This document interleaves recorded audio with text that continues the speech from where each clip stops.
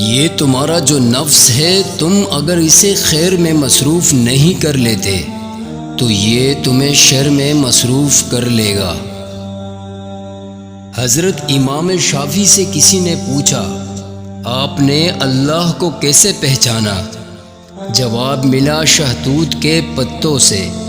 جسے بکری کاتی ہے تو مینگنی بنتی ہے، ہرن کاتا ہے تو مشک بنتا ہے، اور ریشم کا کیڑا کاتا ہے تو ریشم بنتا ہے۔ کوئی تو ہے جو ایک ہی شے سے مختلف چیزیں بناتا ہے، اور وہ اللہ کے سوا اور کوئی نہیں۔ لوگوں کی باتیں پتھروں کی طرح ہوتی ہے، ان کو پیٹھ پر لاد دو گے تو یہ پیٹھ ٹوٹ جائے گی۔ ان کو اپنے قدموں تلے ایک برج بنا لو تو ان پر چڑھ کے بلند ہوتے جاؤ گے۔ دل زبان کی کہتی ہے، اس میں اچھی تخم ریزی کرو، اگر سارے دانے نہ اگ سکے تو پک کر ضرور اگ جائیں گے۔ اللہ تعالیٰ کے راستے پر خوش قسمتی سے چل پڑے ہو تو تیز بھاگو۔ تیز بھاگنا کسی وجہ سے مشکل ہے تو آہستہ آہستہ بھاگ لو۔ تک گئے ہو تو چل لو، یہ بھی نہیں کر سکتے تو گھسیٹ لو، مگر واپسی کا کبھی نہ سوچنا۔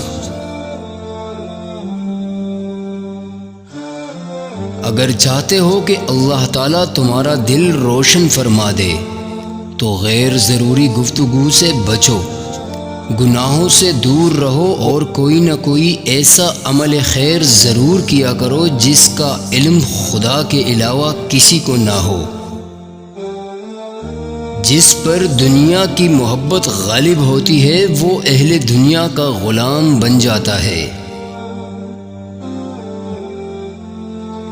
علم کا مزہ اسے آتا ہے جس نے تنگ دستی کے باوجود علم حاصل کیا ہو۔ میں نے کسی شخص کی عزت اگر اس کی حیثیت سے زیادہ کی تو اتنی ہی میری عزت اس کی نظر میں کم ہوگی۔ جس طرح بصارت کی ایک حد ہوتی ہے، اس طرح عقل کی بھی ایک حد ہوتی ہے جہاں وہ ٹھہر جاتی ہے۔ جاہل کو اس بات کا یقین ہوتا ہے کہ وہ عالم ہے، اس لیے وہ کسی کی بات نہیں سنتا۔ 4 چیزیں بدن میں قوت پیدا کرتی ہے: گوشت کا کانا، خوشبو سونگھنا، کثرت سے غسل کرنا، سوتی کپڑا پہننا۔